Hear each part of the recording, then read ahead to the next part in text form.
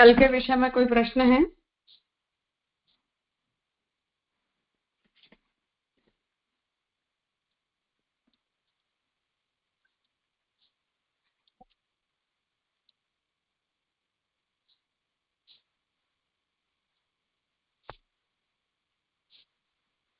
ठीक है, तो 4 सूत्रों तक का विषय है।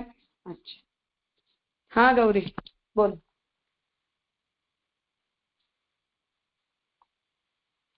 हाँ, प्रणाम राजा। રાજા, મને એવું પૂછવું હતું કે જે જ્ઞાન માર્ગી છે, રાઈટ, તો જે જ્ઞાનની સાધનાથી સાધના કરે છે, તો એને પંચાગ્નિ વિદ્યાનો આશ્રય લઈ શકે કે ના, એ નથી લઈ શકતો? लेते ही हैं, क्योंकि ये तो मतलब कर्म में हमें प्राप्त ही होता है, इसमें ये कोई वैकल्पिक धर्म नहीं है। ओके, અને એટલે ખાલી જસ્ટ મારી I just want to clarify કે મારી થોડી અન્ડરસ્ટેન્ડિંગ બરાબર છે કે જે જ્ઞાન માર્ગી હોય છે એને જનરલી લાઈક ડાયરેક્ટ એને મુક્તિ નથી મળતી, પણ જો એને જ્ઞાન માર્ગીને એવી આપે જેવું કીધું હતું કે એ જ્ઞાન માર્ગી હોય એને જો ફળ ભોગવવાની એની સૂક્ષ્મ ઈચ્છા જો બાકી રહી ગઈ હોય, ઇવન ધો એને બ્રહ્મ જ્ઞાન થઈ ગયું હોય તો પણ એને તરત મોક્ષ નથી મળતો, પણ એની ઈચ્છા પૂરી કરવા માટે એને જુદા જુદા લોકમાં જઈને અને પછી એને ક્રમમુક્તિ એવી રીતે પ્રાપ્ત થાય અને પછી મોક્ષ પ્રાપ્ત કરે છે, એ બરાબર છે? હા, ઓકે, એટલે ડાયરેક્ટ એને જનરલી ડાયરેક્ટ મોક્ષ જ્ઞાન માર્ગીને નથી મળતો? हाँ, महाप्रभु जी का यही कि बहुत आपवादिक केसेस में कर्म मार्गी और ज्ञान मार्गियों को सद्योमुक्ति होती है, ज्यादातर उनकी क्रम मुक्ति ही होती है, क्योंकि ज्ञान मार्गी के लिए वहां महाप्रभु जी ने कारण यही बताया है कि उन लोगों के हृदय में जो भी भोग वासना रह गई होती है उसके कारण वो मुक्ति योग्य नहीं होता है, इसलिए उन वासनाओं की निवृत्ति करवा के फिर उनका मोक्ष होता है।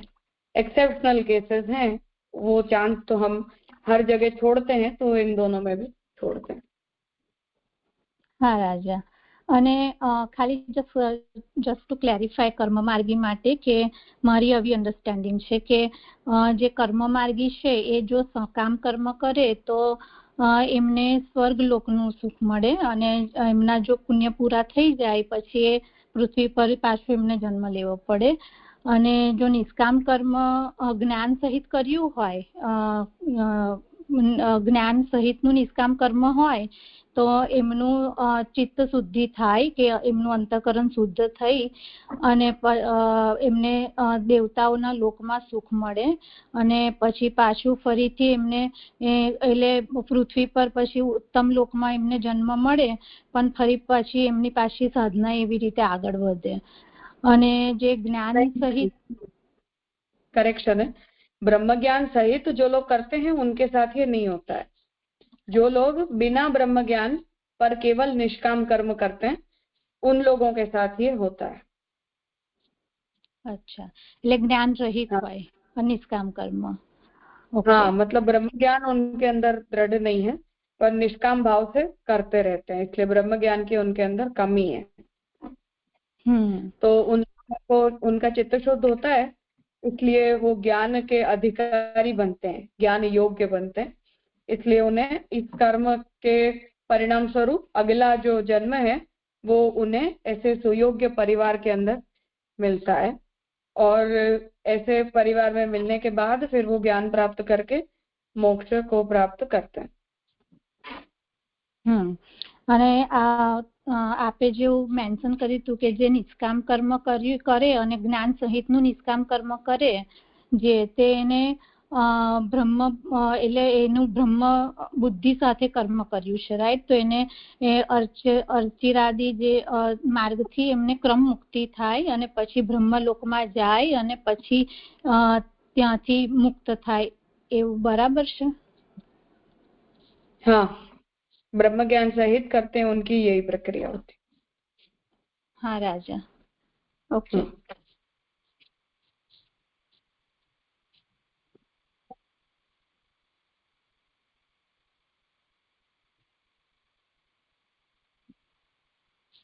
हाँ नीलेश भाई जी। हाँ जी जी, ये कल ज्वाइन नहीं हो सका था तो थोड़े 2-3 क्वेश्चन है, पूछ सकूं? हेलो।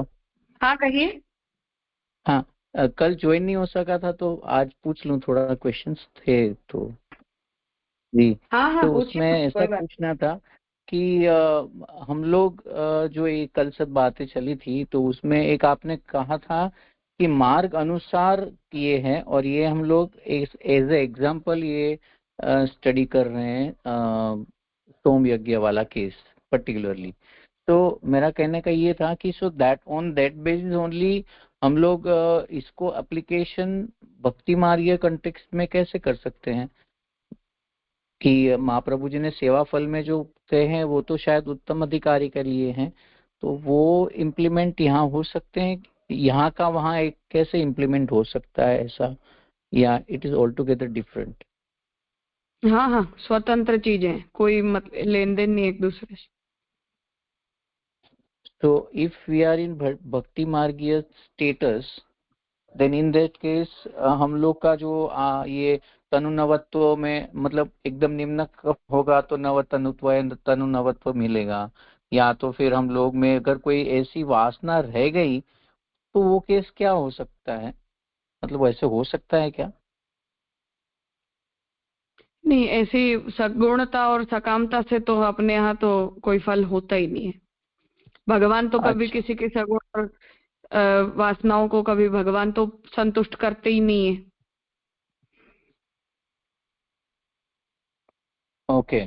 तो इन दैट केस तो सीधी सीधी ऐसी ही बात होगी कि प्रभु जैसे भागवत के केस में है कि सबको निर्गुण कक्षा तक लेकर गए और वहां से फिर उनको फल प्रदान 11वीं स्कंद में जो हम लोग ने मेंशन किया था, वही हमारी यहाँ प्रक्रिया है, राइट ना जी? हाँ हाँ बिल्कुल। और दूसरा ये जो अभी हम लोग स्टडी कर रहे हैं, सो दैट इज क्योंकि वेद में है और क्योंकि भाष्य के रूप में है, इसलिए हम लोग ये स्टडी कर रहे हैं, ऐसे कह सकते हैं?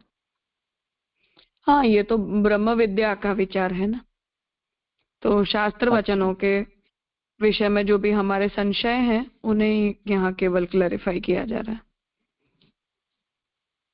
ओके। और ये जितनी बातें हैं वो केवल और केवल मनुष्य जीव के लिए एप्लीकेबल है, उनकी प्रोग्रेसिव में ऐसे कहते हैं कि ओनली इन सनातन धर्म लाइक? नहीं नहीं, केवल जो हिंदू हैं उन्हीं के लिए, और लोगों के तो मुक्ति की संभावना ही नहीं है ना कोई। अच्छा, तो ये जो भ्रमण होता है एज ए हिंदू, वो 14 लोक के वेरिएशन में होता है, ओनली जो भक्त है वही वैकुंठ तक जाएगा, ये क्लैरिटी, ये समझ बराबर है? हाँ बिल्कुल।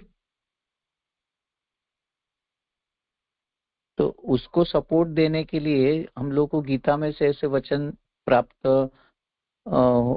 होते होंगे, वो ढूंढने पड़ेंगे, जैसे च्यवंती शब्द है, या योगक्षेम वहाम्यहम, या मामेश्वसी, वो सब शब्द से हम लोग उसको कोरिलेट करके ये तीनों कर्म ज्ञान और भक्ति के रिलेशन में देख सकते हैं। That is the right way of direction? हाँ देख सकते हैं। जी जी जी, हम्म, प्रणाम दीजिए।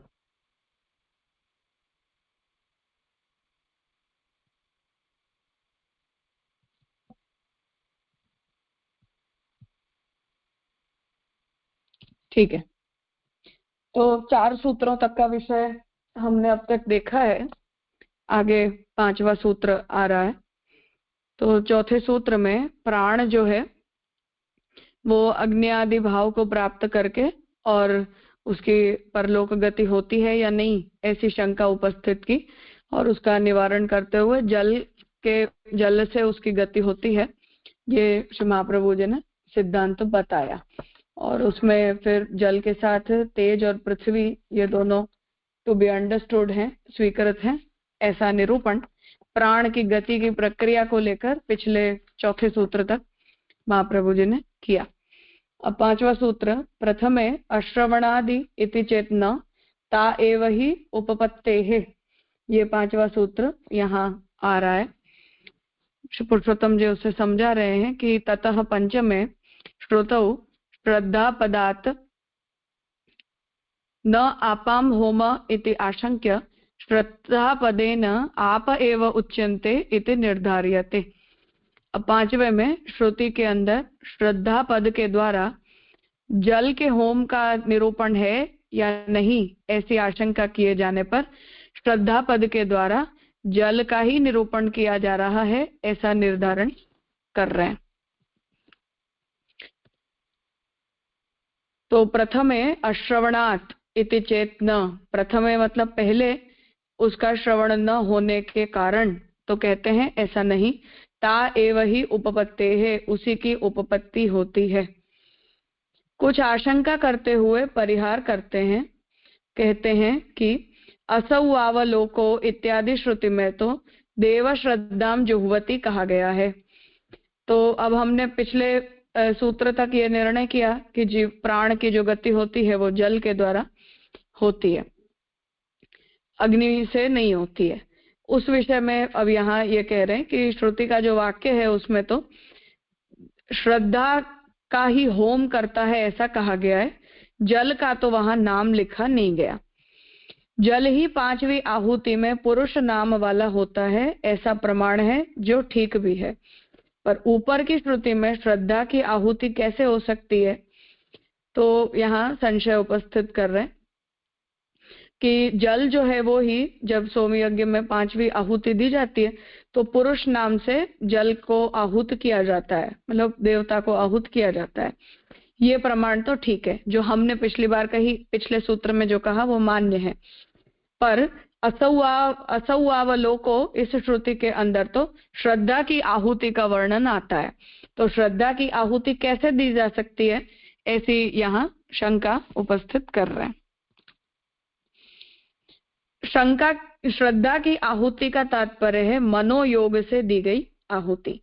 तो महाप्रभु जी यहाँ स्पष्ट कर रहे हैं कि श्रद्धा कोई द्रव्य नहीं है, कोई पदार्थ नहीं है जिसका हम होम कर सकें, पर उसका तात्पर्य है कि हम मनोयोग पूर्वक जो आहुति देते हैं वो, जैसे कि अरुणा सोमम क्रीणाति इत्यादि ज्योतिषोम प्रकरणीय वाक्य में अरुणिमा गुण द्योतक है, वैसे ही श्रद्धा शब्द में धर्म मुख्यता है। तो अरुणा सोमम क्रीणाति, ये ज्योतिषोम यज्ञ का जो मंत्र है उसमें अरुणिमा अर्थात कि सूर्य का प्रकाश। अब सूर्य के प्रकाश का होम थोड़ी हो सकता है, पर वो प्रकाश के तेज तत्व के गुण को द्योतित करने के लिए आ रहा है। उसी प्रकार शब्द, जो श्रद्धा शब्द है उसमें भी धर्म की, मतलब द्रव्य की मुख्यता नहीं है पर धर्म की मुख्यता है, इसलिए देव श्रद्धाम जुह्वति ऐसा कहा गया है। इस पर पुनः शंका करते हैं कि यदि श्रद्धा पद मनोयोग का द्योतक है, कि इस बात को हम अगर मान लेते हैं कि श्रद्धा शब्द का जो प्रयोग है वो हम उत्तम मन से मनोयोग पूर्वक होम करें, इस हेतु से दिया गया है, तो कहते हैं कि आपवाची नहीं है, जल का निरूपण करने वाला नहीं है। तो प्रकरण के उपक्रम और उपसंहार में जो आप शब्द का स्पष्ट उल्लेख है उसकी श्रद्धा पद के साथ कैसे संगति होगी। तो जो महाप्रभु जी की नीति है कि प्रकरण के उपक्रम और उपसंहार में जो विषय होता है वही उस पूरे प्रकरण का विषय होता है, इसलिए उस तात्पर्य निर्धारक लिंग के आधार पर ये प्रश्न उपस्थित कर रहे हैं कि यदि श्रद्धा शब्द का अर्थ जल नहीं होकर केवल मनोयोग है तो फिर इस पूरे प्रकरण के उपक्रम पंचम आहुति का जो वर्णन है उसके उपक्रम और उपसंहार में जल आप शब्द का उल्लेख क्यों किया गया है, और उनकी फिर श्रद्धा पद के साथ हम संगति कैसे कर सकते हैं, ऐसा संशय कर रहे हैं।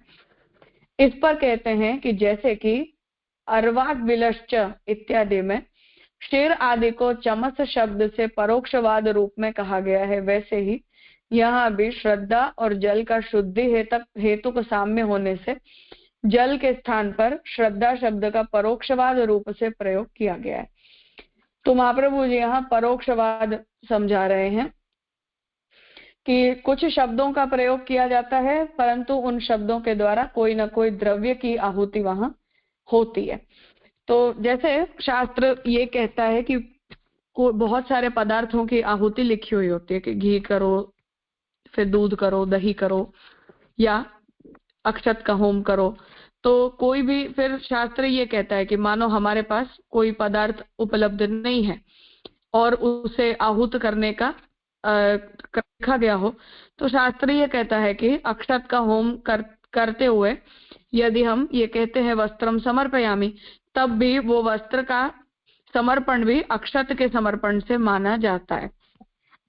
तो अक्षत का ही प्रयोग हम सर्वत्र कर सकते हैं। इस प्रकार कहीं कहीं कुछ कुछ परोक्षवाद के निरूपण, परोक्षवाद से कुछ विषयों का निरूपण किया जाता है कि जहां वस्तु का नाम स्पष्ट न लिखकर अन्य शब्द के द्वारा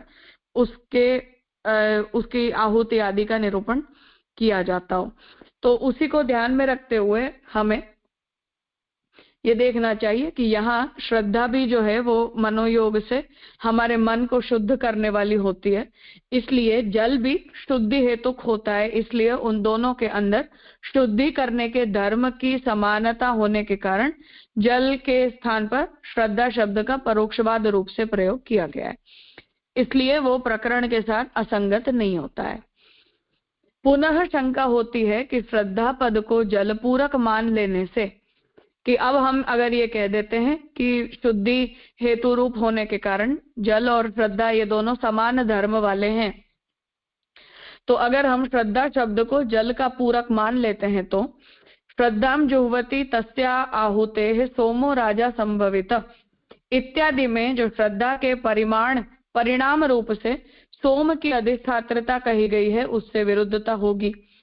अब पूर्व पक्षी ये कह रहा है कि अगर हम श्रद्धा पद को जल का पूरक मान लेते हैं तो आगे के मंत्र में जब हम श्रद्धा का होम करते हैं तो उसके द्वारा, उस आहुति के द्वारा सोमो राजा संभवित, तो उससे वो सोम रूपी राजा जो है वो प्रकट होता है। तो यहाँ श्रद्धा के परिणाम से सोम की अधिष्ठात्रता बताई गई है, तो क्या उसका विरोध नहीं हो जाएगा? क्योंकि यहाँ श्रद्धाम जुह्वति में अगर हम उसे जल रूप मानते हैं तो उससे सोम रूपी तत्व की उत्पत्ति कैसे होगी? इसका समाधान करते हैं कि चंद्रमा मनसो जातः, तो श्रुति कहती है कि चंद्रमा की उत्पत्ति मन के द्वारा होती है। अब चंद्रमा जो है, चंद्रमा मनसो जातः का अर्थ ये होता है कि चंद्रमा मन का अधिष्ठाता देवता होता है और जो समष्टि पुरुष है उसके मन से चंद्रमा की उत्पत्ति होती है। तो इस श्रुति में मन और श्रद्धा की एकता का प्रतिपादन कर रही है, इसलिए विरुद्धता का प्रश्न ही नहीं उठता।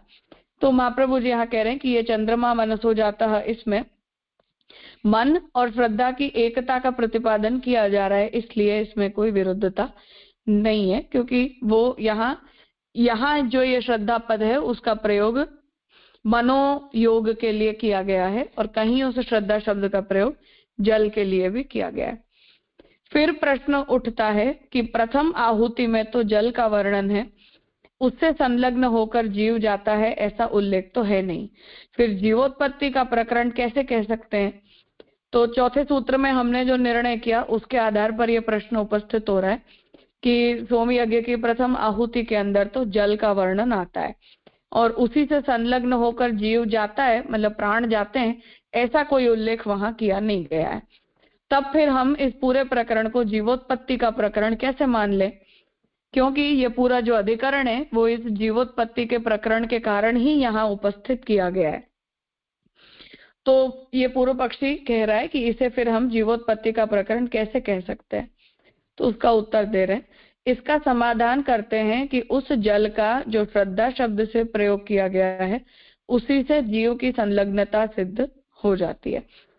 श्रद्धा शब्द का प्रयोग जीव के लिए उपयुक्त ही है, तो जल का जो श्रद्धा शब्द से प्रयोग किया गया है उसी से जीव भी संबंधित है, ऐसा हमें मान लेना है, क्योंकि जल के द्वारा ही उन प्राणों के साथ जीवात्मा की गति होती है। इसलिए ये जीवोत्पत्ति का प्रकरण है, ये जल शब्द के द्वारा ही हमें समझ लेना है।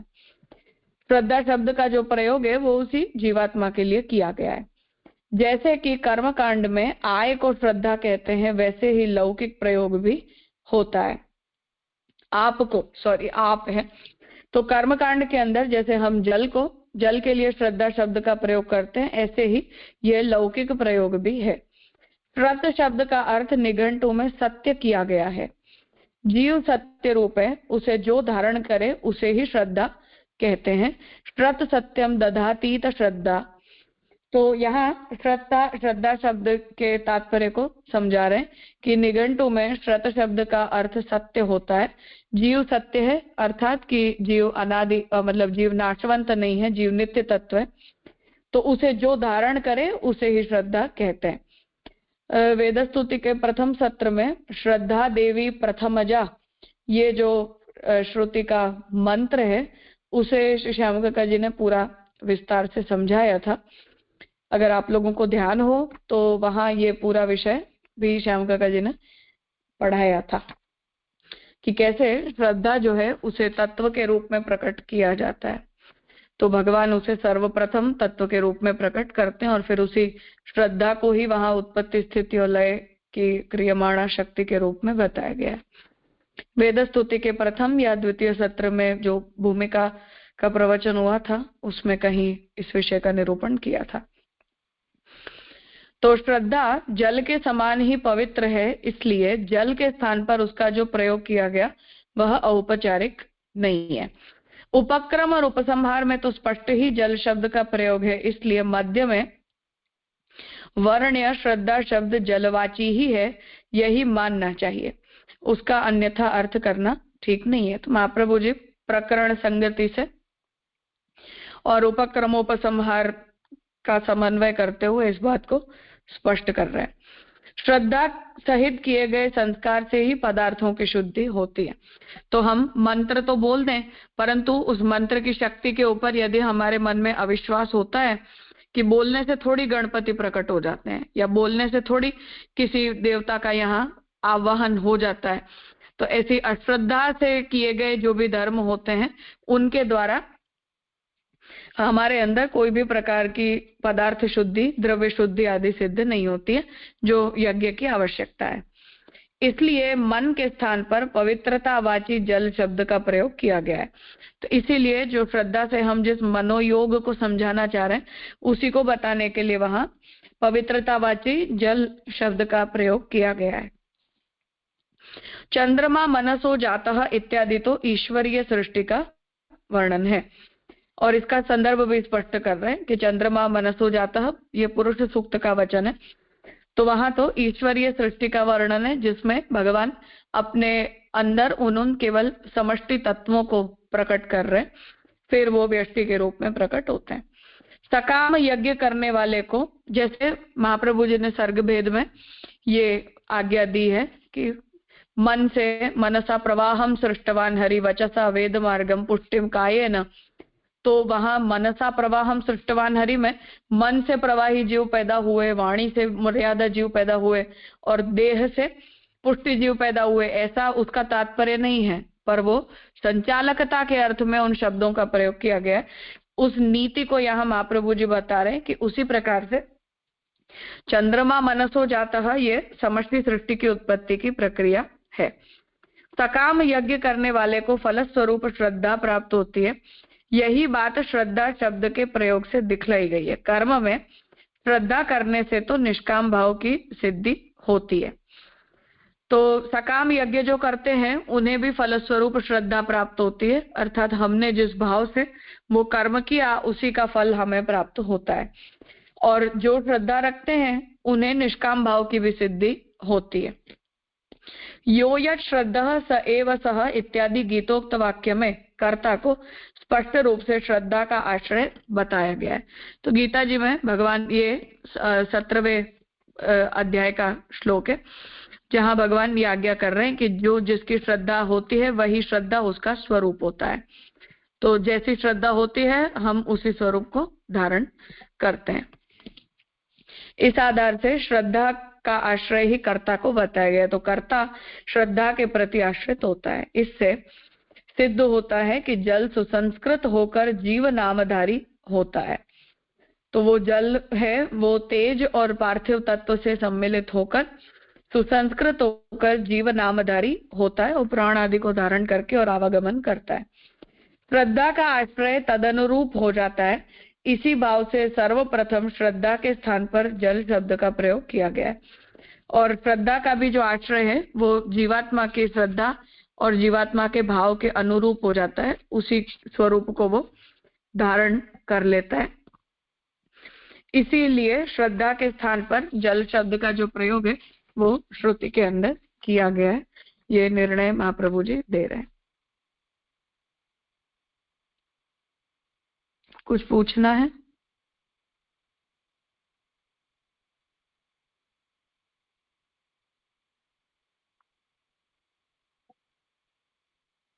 जैसे वैसे सब्जेक्ट स्पष्ट हुआ है, लेकिन वो उसको कुछ थोड़ा सिंक्रोनाइज कर देंगे, क्योंकि थोड़ा 3-4 शंकाएं उत्पन्न हुई और फिर ये कंक्लूजन पे लाए है ना, तो थोड़ा आप समराइज कर दे प्लीज। किसी और को कुछ समझ में आया हो और वो समराइज करना चाहते हो तो करो कोशिश एक बार।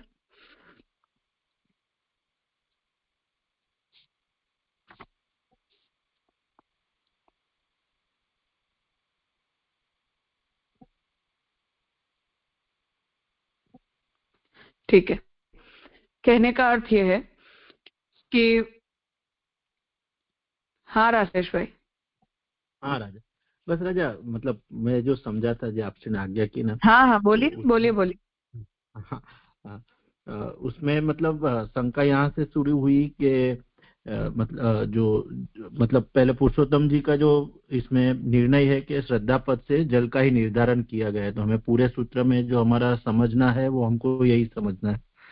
अभी शंका यहाँ से हुई कि जो छांदोग्य उपनिषद का वचन है असोवा लोके या देव श्रद्धाम जुयति, उसमें तो जल का नाम नहीं है, तो फिर हम ये किस आधार पर कह रहे हैं? तो उसमें फिर महाप्रभु जी ने सबसे पहले श्रद्धा की डेफिनेशन ऐसे दी कि मनोयोग से दी गई आहुति, और फिर उसमें महाप्रभु जी ने एक मतलब एक कोटेशन दे के उसको पुष्ट किया कि अरुणाम सोमम क्रीणाति है, तो वहां पे जो अरुणिमा है वो गुण द्योतक है। तो श्रद्धा शब्द में मुख्य जो उसका तात्पर्य है वो धर्म के रिलेटेड है, और श्रद्धा का पद मनोयोग का द्योतक है। आप वाची नहीं है, वहां पे एक वापिस शंका हुई कि भाई तो आप ऐसा समझ लीजिए कि वो मनोयोग का द्योतक है, आप मतलब जलवाची तो नहीं है। तो फिर महाप्रभु जी ने उसको जल के साथ श्रद्धा का कैसे संगति होगी, उस रेफरेंस ने महाप्रभु जी ने ये समझाया कि परोक्षवाद से अगर हम लेंगे, जैसे अरवा ग्लीवश्च, महाप्रभु जी ने वहां परोक्षवाद करके ऐसे समझाया कि परोक्षवाद से हम लेंगे तो वो हो पाएगा। फिर वहां वापस ऐसी शंका हुई कि भाई श्रद्धा को जल का पूरक कैसे मान ले, तो क्योंकि जो सोम राजा संभवती वाली जो है चंद्रमा मनसो जाता, तो महाप्रभु जी ने वहां से एक वापस दिए कि जो आपने ऐसा कहा कि चंद्रमा है वो मन का अधिष्ठाता देवता है, उस तरह से हम समझे तो मतलब मन और श्रद्धा की एकता का वहां प्रतिपादन हो सकता है, और उस तरह से श्रद्धा और जल का मतलब प्रथम आहुति में जो जल का वर्णन है तो उससे उस तरह का उसका समाधान किया, मतलब एक रूपता से करके। फिर जीवोत्पत्ति प्रकरण इसको कैसे कहते हैं, तो उसका समाधान श्रद्धा शब्द से जीव की संलग्नता सिद्ध होती है, वो महाप्रभु जी ने समझाया। फिर श्रद्धा शब्द महाप्रभु जी ने एक निर्णय दिया कि वो जीव के लिए उपयुक्त ही है। वहां पे आपसी ने फिर श्रद्धा का पूरा डेफिनेशन आता है, जो आपसी ने समझाया कि जय जय ने वेद स्तुति के प्रवचन में समझाया था कि सत्य रूप है, तो उससे वो श्रद्धा का डेफिनेशन समझाया। और फिर जो चंद्रमा मनसो जाता वाला है उससे लेके श्रद्धा का कोरिलेशन किया। और फिर एक खाली मेरे को एक शंका थी राजा कि जो सकाम यज्ञ करने वाले का फल स्वरूप श्रद्धा प्राप्त होती है, और जो कर्म में श्रद्धा करने से तो निष्काम भाव की सिद्धि होनी है। ये थोड़ा मेरे को स्पष्ट नहीं हुआ, लेकिन इतना मेरे को समझ आया कि इस तरह से महाप्रभु जी ने श्रद्धा का जो भी कोरिलेशन है वो चंद्रमा मनसो जाता से लेके उसको जल के साथ सिद्ध किया। हाँ, इसमें कुछ गलत है तो? उसमें जो ये सकामता वाला जो आप कह रहे हैं, उसमें ये कहना चाह रहे हैं कि उसकी कर्म नहीं बदल रहा है। जैसे महाप्रभु जी ने सर्वनिर्णय में ये कहा कि प्रकृति और विकृति के भेद से 5 वैदिक कर्म 10 प्रकार के होते हैं। तो 2 करता है, अग्निष्टोम तो अग्निष्टोम ही है, अग्निहोत्र तो अग्निहोत्र है। न तो कोई विधि में परिवर्तन आता है, न जो दिखलाई देता है उसमें कोई परिवर्तन आता है। थोड़ा बहुत सामान्य भेद कोई पदार्थों के अंदर, द्रव्य आहुति के अंदर थोड़े बहुत भेद होते हैं, और केवल संकल्प में इतना बोलना है कि हम ये कर्म इस हेतु से कर रहे हैं, पर उतने मात्र से 2 लोगों को अलग अलग प्रकार का फल मिल जाता है। तो जो सकाम बुद्धि से करने वाला होता है वो उससे उसकी श्रद्धा होती है ये, क्योंकि वो इतना इसमें इन्वेस्ट क्यों कर रहा है अपनी समय और शक्ति, क्योंकि वो जानता है कि इससे मुझे ये फल मिलेगा ही मिलेगा। और महाप्रभु जी ने जो सर्वनिर्णय में ये प्रश्न उपस्थित किया है कि शास्त्र का प्रवर्तन यदि केवल ब्रह्म निरूपण करने के लिए हुआ है तो शास्त्रों के अंदर जो है वो सकाम कर्मों का निरूपण किया ही क्यों गया है। तो महाप्रभु जी स्वयं ही वहां उसका ये उत्तर देते हैं कि वो लोगों की शास्त्र में श्रद्धा दृढ़ हो इसके लिए किया गया है। तो हमें जो सकाम मनुष्य है उसने भी अपनी कामना को पूरी करने के लिए यदि कोई धर्म का अनुसरण किया और फिर जब उसे ये लगता है कि ऐसा करने से मेरी काम पूर्ति हो रही है तो उसकी शास्त्र के ऊपर श्रद्धा दृढ़ होती है और फिर वो धीरे धीरे वो डिमिनिशिंग यूटिलिटी के सिद्धांत के हिसाब से निष्काम बन जाता है। अगर दैवी जीव है तो बन जाता है, प्रवाही होगा तो ठीक है, वो उसका ऐसा ही अधिकार है। परंतु शास्त्र का उसमें ये प्रयोजन है कि हम काम पूर्ति तो चाहता ही है हर व्यक्ति, तो उल्टे सीधे मार्गों से हम अपनी इच्छाओं को पूरी करें उसके करते शास्त्र विधि से ही हम अपनी कामनाओं की पूर्ति करें। इसलिए शास्त्र हमें उसके उपयुक्त विकल्प बता देता है, परंतु वो भी जो धर्म है उनकी भी पूर्ति श्रद्धा से होती है, क्योंकि हमें श्रद्धा है कि हम जो चाहते हैं वो ये देवता हमें प्रदान करेंगे।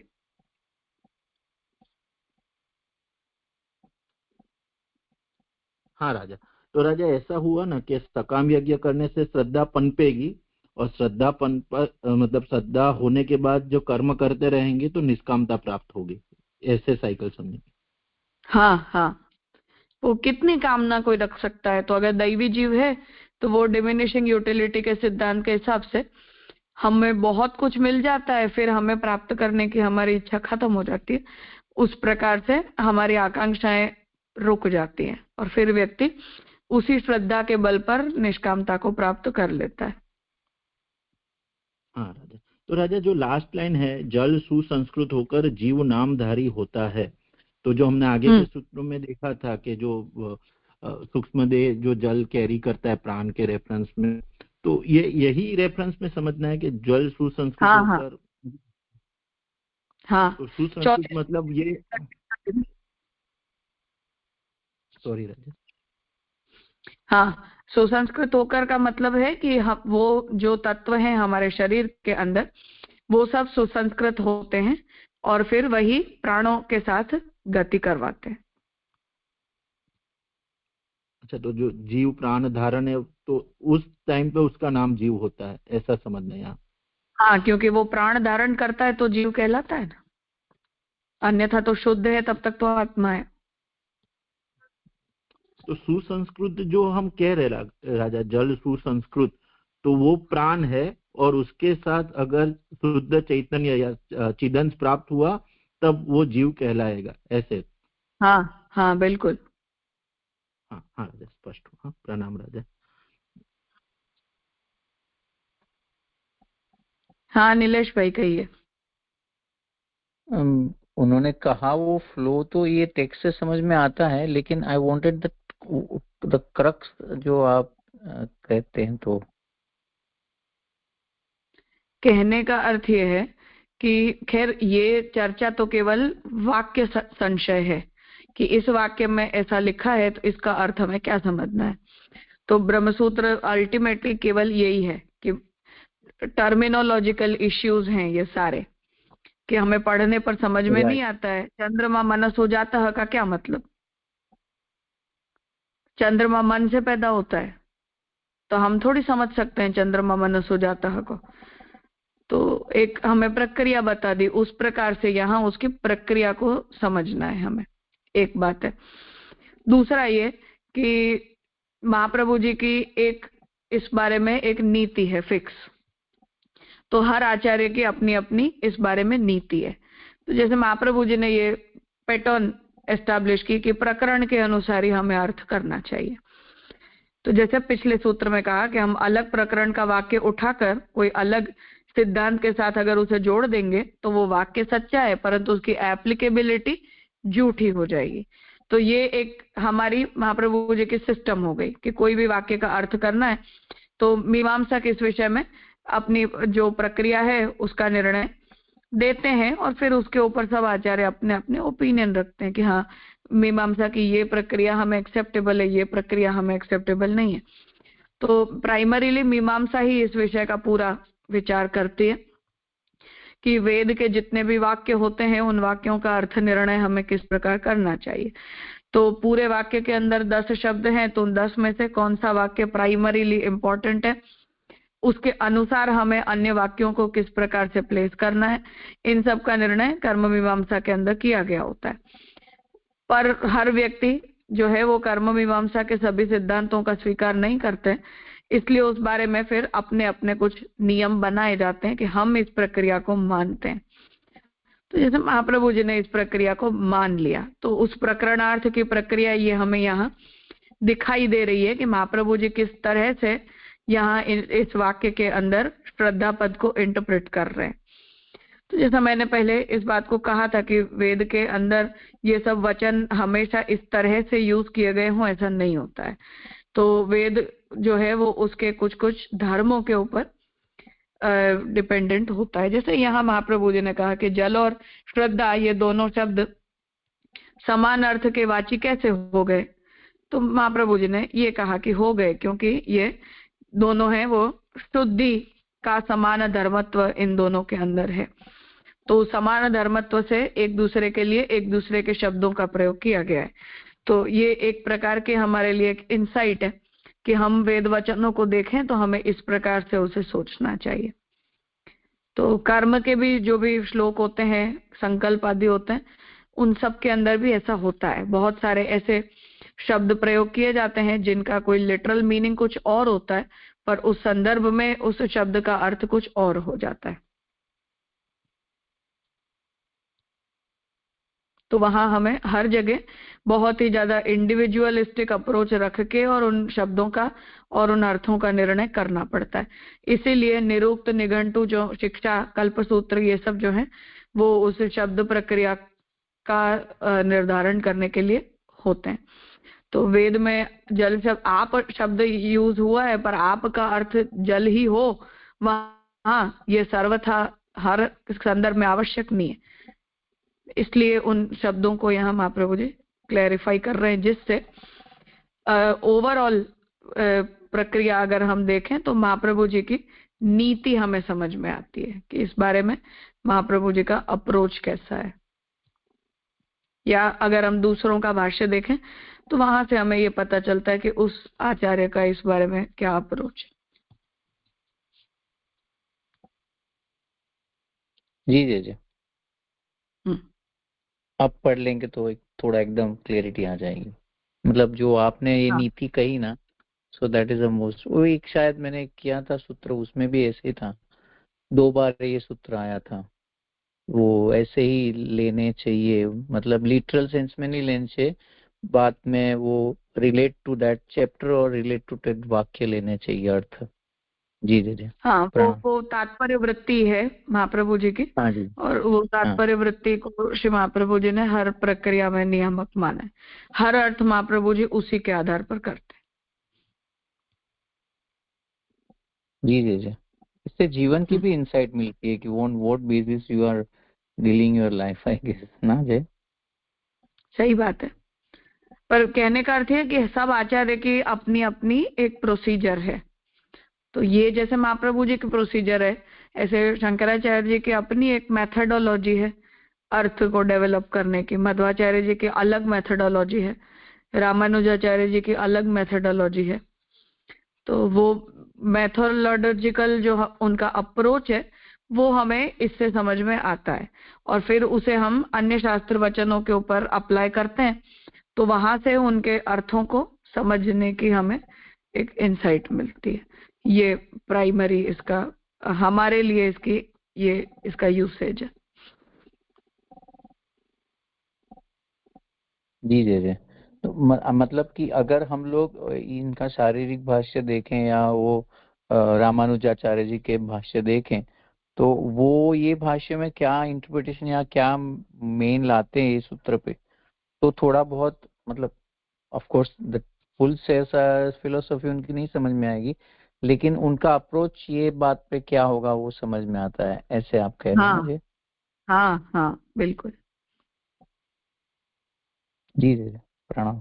जैसे केवल अब कहने के लिए छोटी सी बात है, पर शंकराचार्य जी ने ये कह दिया कि हम वहां भाग त्याग लक्षणा का उपयोग कर लेंगे, पर उसकी एप्लीकेबिलिटी कितनी बड़ी है। हर जगह जहां भी उसका उस प्रक्रिया का उपयोग किया जाता है उससे अर्थ कितना बदल जाता है। उसी प्रकार अगर हम कोई और प्रकार की नीति को एक्सेप्ट करते हैं तो उसका उसकी इफेक्ट कितनी बड़ी आती है, ये हमें देखना चाहिए। तो महाप्रभु जी ने ये नीति रखी कि हाँ हम अभिधार्थ करेंगे, तात्पर्य वृत्ति से निर्धारण करेंगे, या जैसे वेद गीता भागवत और ब्रह्म सूत्र के कलेक्टिव मीनिंग को हम प्रमाण मानेंगे। तो ये एक अप्रोच है, और इस अप्रोच की जो एप्लीकेबिलिटी है वो हर जगह आती है, और हर जगह आने के कारण कहीं भी हम देखें तो महाप्रभु जी एक ही तरीके से इंटरप्रेट करेंगे। उसी प्रकार शंकराचार्य जी किसी भी वाक्य का अर्थ करेंगे तो वो उस एक ही नीति से करेंगे, वो हमें इससे देखने मिलता है, other than the accurate meaning of that particular statement. Additional उसका ये फायदा है। हाँ जी।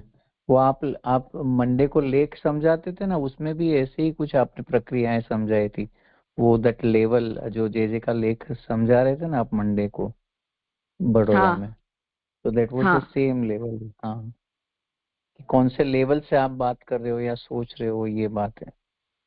हाँ बिल्कुल। जी वो सब आचार्यों का अपना अपना उस बारे में सिद्धांत है। जी जी, प्रणाम। हम्म। हाँ बेलावन। हाँ प्रणाम राजा। यहाँ पर जो दूसरी शंका हुई ना, पुनः शंका होती है कि श्रद्धा पद को जल पूरक मान लेने से श्रद्धाम जूयति, वो जो शंका हुई ना वो मुझे जरा भी समझ में नहीं आई कि क्योंकि पहले ऐसे कहा कि सोमो राजा संभावित, माने सोम राजा प्रकट होंगे इत्यादि में जो श्रद्धा के परिणाम रूप से सोम की अधिष्ठात्रता कही गई है उसमें विरुद्धता होगी, तो विरुद्धता कैसे होगी ये भी समझ में नहीं आया और फिर उसका समाधान भी समझ में नहीं आया। प्रणाम राजा।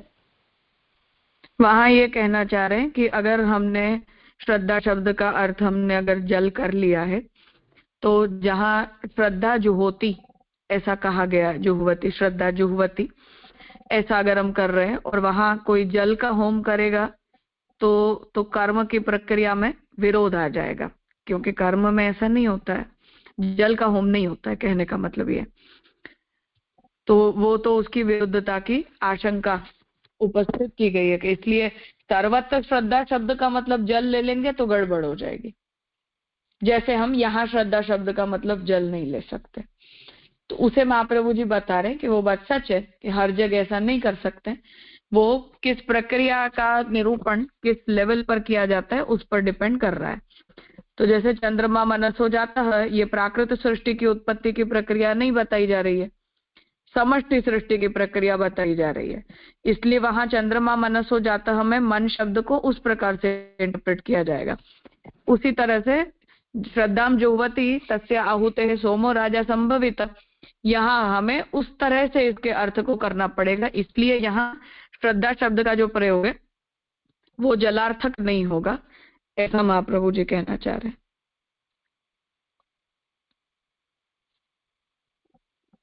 हाँ जी राजा। और ये मुझे ये भी पूछना था कि जो यहाँ पर जो लिखते हैं ना कि प्रकरण के उपक्रम और उपसंहार में जो आप शब्द का स्पष्ट उल्लेख है, तो ये जो प्रकरण विभाजित किए हैं ब्रह्म सूत्र में या अणुभाष्य में, तो ये सभी के सामान्य मतलब सभी आचार्य वही प्रकरण होता है सभी आचार्य का, कि अलग अलग नहीं होते प्रकरण? हाँ नहीं, सब अपने अपने। हाँ, और यहाँ ये प्रकरण मतलब ब्रह्म सूत्र के प्रकरण की बात नहीं हो रही है, वेद का जो प्रपाठक है जहां से इस विषय वाक्य को लिया गया है उसके प्रकरण की बात हो रही है। अच्छा जी। पर वो तो हमने और पहले ये बात अधिकरण वगैरह के स्वरूप को लेकर भाष्यकारों में कहीं कहीं मतभेद है। सब जगह है ऐसा नहीं है, पर कहीं कहीं है।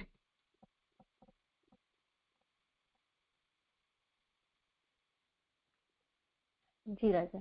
इसलिए मुझे ऐसा समझ में पिछली बार जब डिस्कशन हुआ तब ऐसा समझ में आया था कि ये जो सूत्र है वो सूत्र आचार्य जब अणुभाष्य लिखते हैं तो वो भी मतलब लाइन टू लाइन जैसे व्यास जी ने लिखे हैं ऐसे नहीं आते हैं, सूत्र को भी अरेंज करते हैं, राइट? ऐसा ही होता है ना कि फिर नहीं सूत्र तो ये ऐसे ही होते हैं, बस सूत्रों के अधिकरण की अरेंजमेंट में भाष्यकारों का कहीं कहीं मतभेद होता है।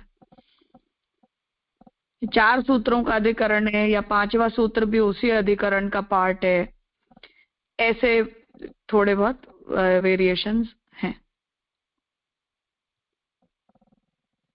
हाँ हाँ जी राजा। हाँ, प्रणाम राजा।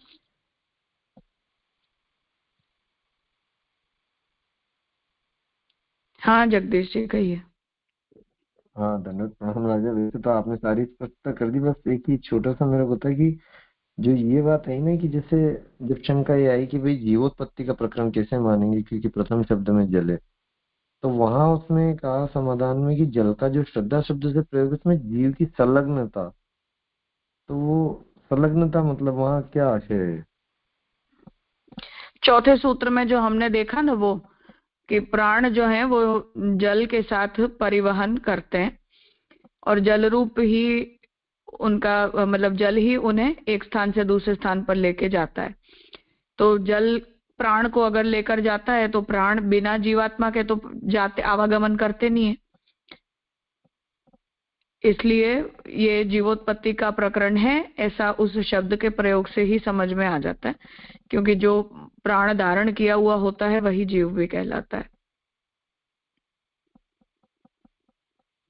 जी। और एक मतलब इसमें पूरी बात ये है कि जैसा आपने कल भी समझाया था कि मेन आशय यहाँ वो जो जैसे शंकर मत का पूर्व पक्ष अपन ने देखा और उसके रेफरेंस में महाप्रभु जी उसमें कैसे श्रुतियों का अर्थ घटित करना चाह रहे हैं वो बात है। तो यहाँ मतलब इस सूत्र में मूल रूप से ये समझाना चाह रहे हैं कि कैसे अपन प्रकरण से निर्णय करना चाह रहे हैं और परोक्षवाद से और इस तरह की जो चीजें हैं कि उपक्रम से उपसंहार से किस प्रकार से निर्णय, तो प्रमुखता मतलब वो सिद्धांत समझाने की ऐसा समझना चाहिए बजाय उसके कि क्या स्मृतियों के जो एग्जाम्पल है उसको फोकस किया है। नहीं उल्टा है। श्रुति को समझाना ही मुख्य प्रयोजन है और श्रुति को समझाने में जो प्रक्रिया जो आचार्य चूज करते हैं वो हमें उससे समझ में आती है कि इनकी इस बारे में ऐसी नीति है। पर प्रयोजन श्रुति वाक्यों में परस्पर समन्वय साधने का जो प्रयोजन है वही पूरे ब्रह्म सूत्र का प्रयोजन। पर जब आचार्य उन्हें समन्वित करते हैं तब हमें उससे उनकी नीति समझ में आती है।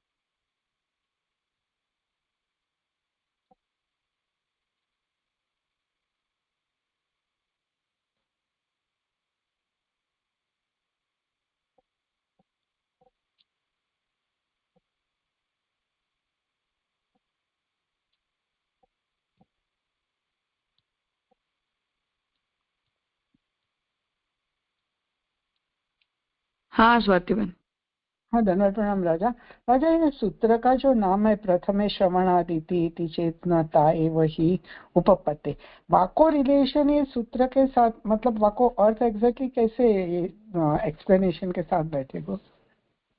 प्रथमे अश्रवणात् मतलब कि उस प्रकरण के आरंभ में जल शब्द का प्रयोग नहीं किया गया है, जहां से पूरी शंका प्रारंभ हो रही है।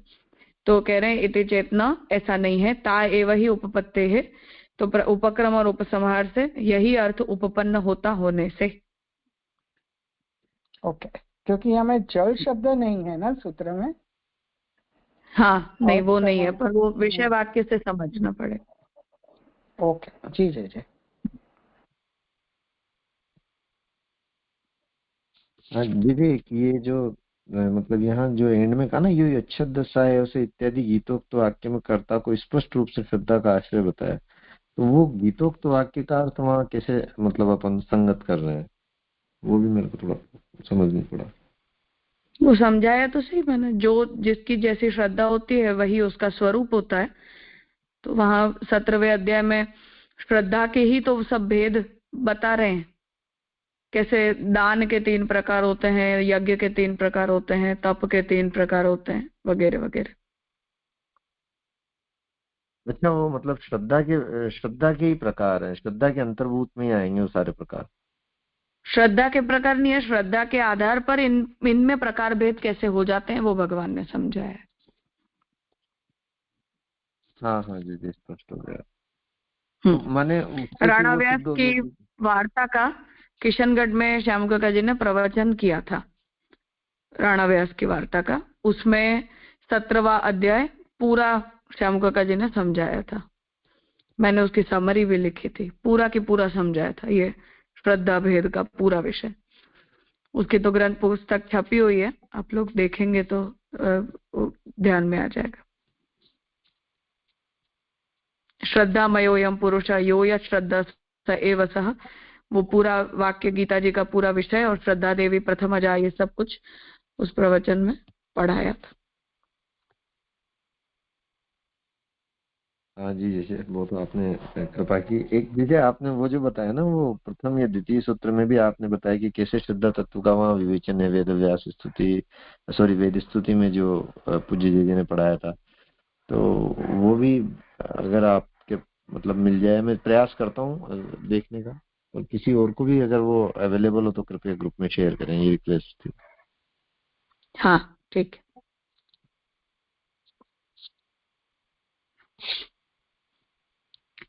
ठीक है, तो आज यहाँ रखते हैं। आगे का विषय हम नेक्स्ट वीक 6ठे सूत्र से कंटिन्यू करेंगे।